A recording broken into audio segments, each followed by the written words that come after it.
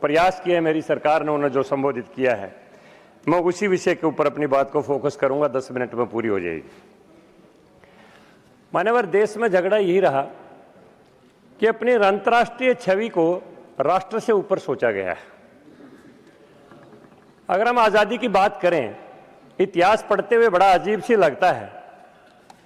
प्रधानमंत्री की शपथ ले ली गई, देश के राष्ट्रपति के रूप में एक ब्रिटिश काम कर रहे हैं, लॉर्ड माउंटबेटन।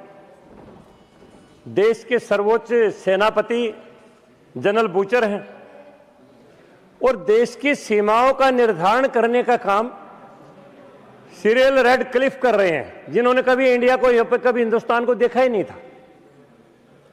लाहौर के लोगों को अंतिम समय तक इस विश्वास में रखा गया कि लाहौर कहीं नहीं जाने वाला है, और आखिर में सिरिल रेडक्लिफ ने जो रेखा खींच दी, उसके कारण कितने लोग मारे गए, कितने लोगों की संपत्ति गई, कितनी हमारी बहनों के सिंदूर पहुंच दिए गए, कितनों की इज्जत लूटी गई, ये इतिहास के अंदर सारा सब कुछ दर्ज है।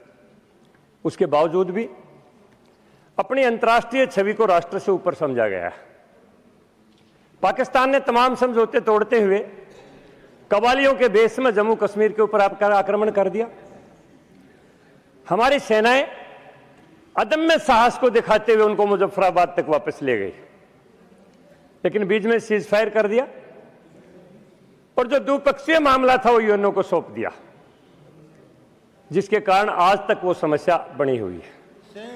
यानी राष्ट्र से ऊपर अपनी अंतर्राष्ट्रीय छवि को समझा गया है। मैं इसी संदर्भ में एक उल्लेख सिंधु जल समझौता करना चाहता हूं। 1960 में सिंधु जल समझौता हुआ। हम अपर राइपेरियन कंट्री हैं। तीनों दरिया झेलम, चिनाब और सिंधु भारत की भूमि से होकर निकलती हैं। जो हमारी ईस्टर्न नदियां हैं, रावी, ब्यास, सतलुज, वो भी हमारी धरती से निकलती हैं।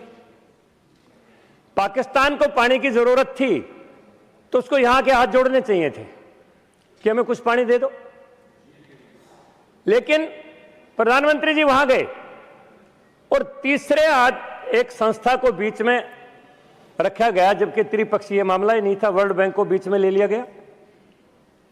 सिंधु जल समझौते में परमानेंट कमीशन का भी गठन हो गया। उसके बाद व्यवस्था दी गई कि हम एक न्यूट्रल एक्सपर्ट की राय ले लेंगे अगर कोई विवाद होगा। उसके ऊपर भी अगर कोई समझौते में देश को अगर यकीन ना होगा, उसका तसल्ली नहीं होगी, तो अंतर्राष्ट्रीय आर्बिट्रेशन में केस चला जाएगा। इस तरह का समझौता कभी किसी ने अपने देश के लिए किया नहीं होगा। इस समझौते के कारण हमारी कितने हाइडल पावर प्रोजेक्ट आज तक लंबित हैं। अगर यह समझौता सही होता और हाइडल पावर प्रोजेक्ट के माध्यम से हिंदुस्तान को बिजली इतने मेगावाट मिल जाती कि आज हमें फॉसिल फूड से ये दूसरे पावर स्टेशन चलाने की कोई जरूरत नहीं थी। ये तो मोदी जी का धन्यवाद करे देश के पहलगांव अटैक के बाद, जिन्होंने कहा कि खून और पानी साथ नहीं बहेगा और हम सिंधु जल समझौते को रद्द करते हैं। यह साहस भारत के प्रधानमंत्री नरेंद्र मोदी जी ने दिखाया, क्योंकि जब लोग अंतर्राष्ट्रीय छवि बनाने के लिए अपने आप को राष्ट्र से ऊपर समझने लग जाते हैं तो फिर देश का यही हाल होता है। आजाद, हाँ, कर लेंगे उसको काबू, चिंता मत करो शुक्ला जी, कर लेंगे काबू। जब संधि रद्द कर दी तो संकल्प है, कर लेंगे काबू, चिंता मत करो। आप तो बात है 60 साल तक। एक बात, मैं इतिहास का विद्यार्थी रहा हूं, बहुत देशों के आजादी के इतिहास पढ़े हैं। जिस दिन देश आजाद हो गया उसी दिन उसकी अपनी भाषा भी लागू हो गई। 14 सितंबर 1949 को संविधान सभा में संकल्प लिया गया। हिंदी के ऊपर बहस हुई। क्यों हुई भाई? बहस होनी नहीं चाहिए थी। जब देश आजाद हो गया तो लोहिया जी ने कहा था जब अंग्रेज चले गए तो अंग्रेजी भी चली जानी चाहिए। महात्मा गांधी की बार बार बात करते हैं। महात्मा गांधी ने ये कहा था कि अंग्रेज चाहे 2 दिन बाद चले जाएं, अंग्रेजी पहले चली जानी चाहिए, लेकिन 15 साल के बाद साल तक छूट दी गई, जिसके कारण जो माननीय राष्ट्रपति जी ने अपने अभी भाषण में कहा है कि मैकाले की वही पद्धति देश में चलती रही, 15 साल की छूट दी गई। 1963 में 15 साल पूरे होने से पहले फिर एक्ट बना के सदा तक के लिए अंग्रेजी के अनुपालना की छूट दे दी। कोई बात नहीं, हम अंग्रेजी के विरोधी नहीं, भाषा सीखने में कोई बुराई नहीं, अंग्रेजी सीखें, फ्रेंच सीखें, जर्मन सीखें, लेकिन भाषा की गुलामी जो है वो देश के लिए शर्मनाक है। और आज तक भी उसी का एक ये कारण रहा कि देश के अंदर पूरी तरह से एक भाषाई एकरूपता नहीं आ पाई है। मान्यवर, देश के लोगों ने कभी आपस में कोई विद्वेष नहीं किया है। शुरू से हम देखते आ रहे हैं, मेरी भी 75 साल से ऊपर की उम्र है। लोगों ने दिलीप कुमार को भी इतना ही सम्मान दिया, उन्होंने नाम अपना दिलीप कुमार रख लिया, यूसुफ खान से लोगों ने इतना ही सम्मान दिया। इतने भारत के लोगों ने प्यार से मुगले आजम को देखा है, वर्षों तक थिएटर के अंदर चलती रही, और इतने प्यार से संगम को भी देखा है, वर्षों तक चलती रही। जितने प्यार से लता मंगेशकर को सुना है, आशा भोसले को सुना है, उसी प्यार से सुरैया और बेगम अख्तर को भी सुना। जिस प्यार से संगीत का प्रेम नौशाद से किया है, उसी प्यार से एस डी बर्मन से भी किया। लोगों में कोई आपस में विद्वेष नहीं था, लेकिन वोट की राजनीति, तुष्टीकरण की राजनीति जो थी, उसी ने देश के अंदर विद्वेष पैदा किया है कि राष्ट्र से ऊपर कुर्सी होनी चाहिए, सत्ता होनी चाहिए, राष्ट्र कहीं भी जाए लेकिन हमारी सत्ता बनी रहे। इसलिए देश के अंदर यह पैदा किया गया माहौल कि हिंदू मुसलमान आपस में लड़ते रहे। मान्यवर महोदय, बड़ी अचंभे की बात है, हमारे आराध्य देव भगवान श्री राम जी का मंदिर अयोध्या के अंदर बनता है, कुछ लोगों को तकलीफ होती है। और जब एक देश के ऊपर जो कलंक है, बाबर जो देश में अग्रेसर था, जिसने हमारे हिंदू कल्चर को नष्ट करने की लाख कोशिश की, हमारे मंदिरों को मिटाया, हमारी कल्चर को मिटाने की कोशिश की, और जब बाबरी मस्जिद के ऊपर कार सेवक जाते हैं तो सरयू नदी को लाशों से भर दिया जाता है, केवल मात्र एक वोट बैंक को खुश करने के लिए। ये देश के अंदर चलता रहा है। मान्यवर, हम ये कहना चाहते हैं कि देश ने बहुत त्रासदियां झेल ली हैं, लेकिन आज देश प्रगति के रास्ते के ऊपर है, देश विश्व गुरु बनने के रास्ते के ऊपर है।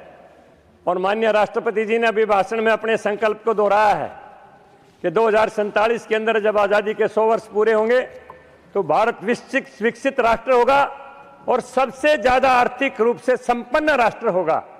इस संकल्प को दोहराया गया है और उसी संकल्प को पूरा करने के लिए सारी की सारी योजनाएं बनाई गई हैं। और मैं इसमें कहना चाहता हूं कि राष्ट्रपति जी ने जो बातें कही हैं, मैं विश्वकर्मा समाज से ताल्लुकात रखता हूं, और जब तक देश के अंदर निर्माण नहीं हो पाएगा, जब के अंदर देश के अंदर कौशल रोजगार नहीं आएगा, कितने दिनों तक एक क्लरिकल एजुकेशन का एक फंडा चलता रहा। ये भारत सरकार ने 15,000 विद्यालयों के अंदर, 500 महाविद्यालयों के अंदर शिक्षा को टेक्निकल एजुकेशन के साथ जोड़ा है।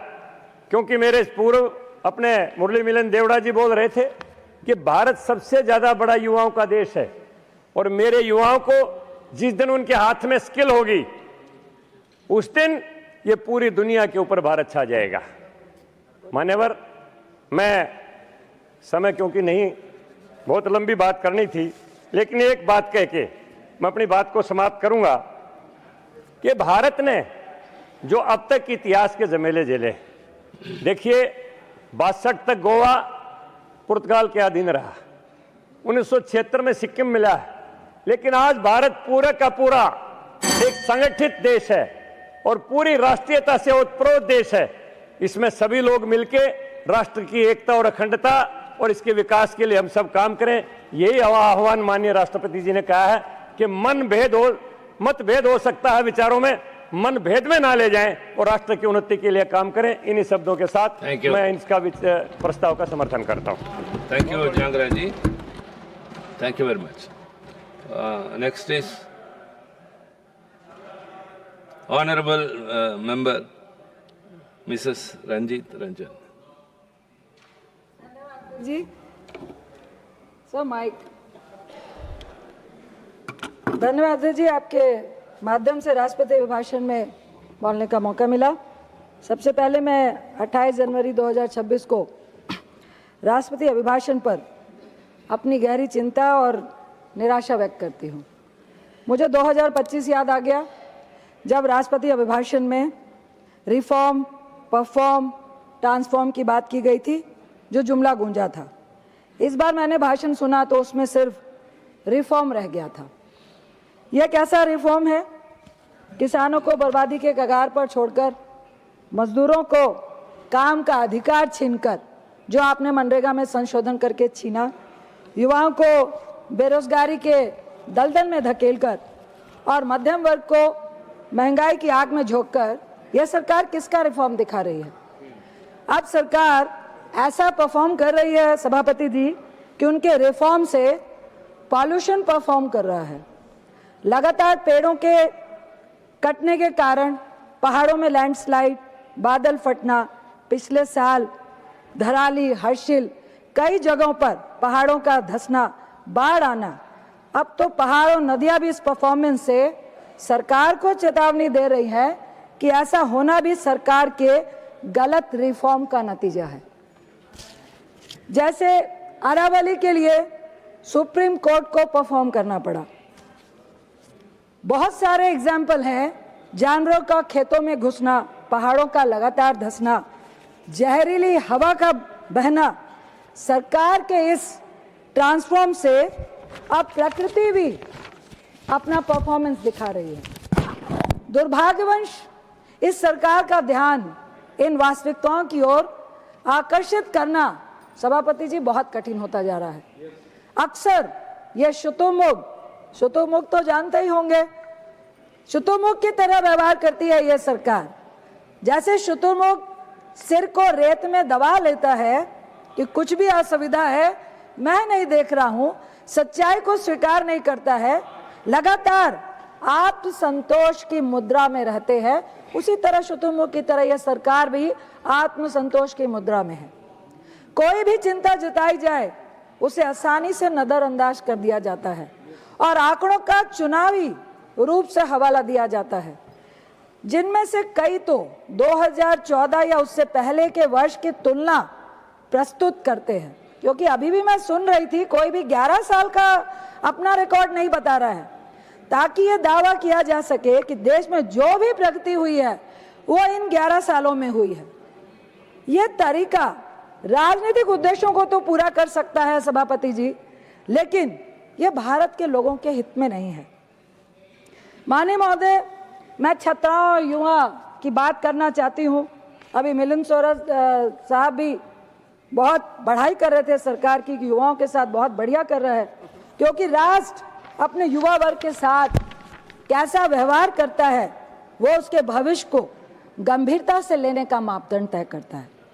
भारत दुनिया की सबसे बड़ी युवा आबादी भारत में है। आज का युवा जागरूक है, महत्वाकांक्षी है, लेकिन पिछली पीढ़ियों से कहीं अधिक चिंतित भी है। वह देश के लिए मेहनत करना चाहता है, पर शिक्षा की बढ़ती लागत, घटता सरकारी निवेश, अनिश्चित करियर और सीमित अवसर उसकी राह में रोड़े बन रहे हैं, जिसका ब्लेम आप सरकार को दे सकते हैं। प्रवेश परीक्षाओं में बार बार स्थगित होना, पेपर लीक होना, भर्तियों में वर्षों की देरी से जो युवाओं की योग्यता है सभापति जी नौकरशाही में उलझ कर रह गई है। दूसरी ओर 25 करोड़ छात्रों वाली स्कूली शिक्षा प्रणाली हमारे देश में है, मानते हैं, लेकिन आपने 11 साल में क्या अचीव किया?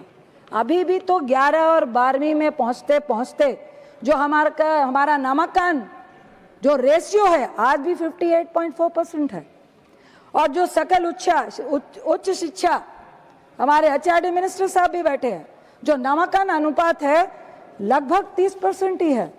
ये कौन से विकसित भारत की बात है?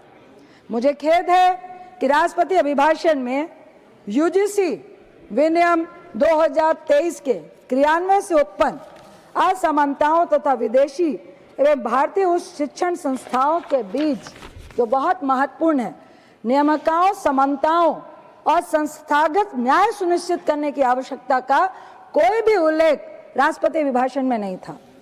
मुझे खेद है कि राष्ट्रपति अभिभाषण में रोजगार आज देश के सबसे गंभीर मुद्दों में से एक है। दुनिया की सबसे युवा आबादी वाले हमारे देश में एक होने के नाते भारत सिर्फ दिखावे वाले रोजगार वादों पर नहीं चल सकता जो यह सरकार कर रही है।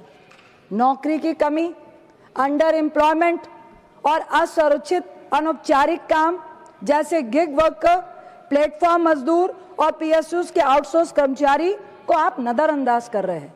रोजगार को गलत तरीके से फिर से परिभाषित किया जाता है। यह बहुत महत्वपूर्ण है सभापति जी।